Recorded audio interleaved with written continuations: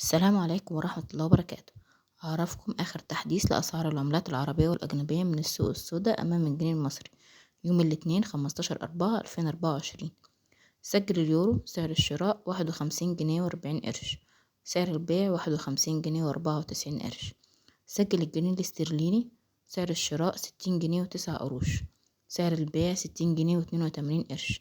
سجل الدرهم الإماراتي سعر الشراء 13 جنيه و7 قروش، سعر البيع 13 جنيه و21 قرش.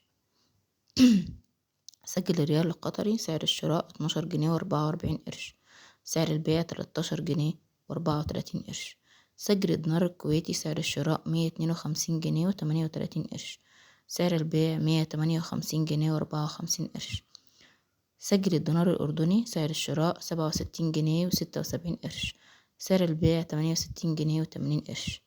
سجل الريال السعودي سعر الشراء 12 جنيه و77 قرش، سعر البيع 12 جنيه و95 قرش.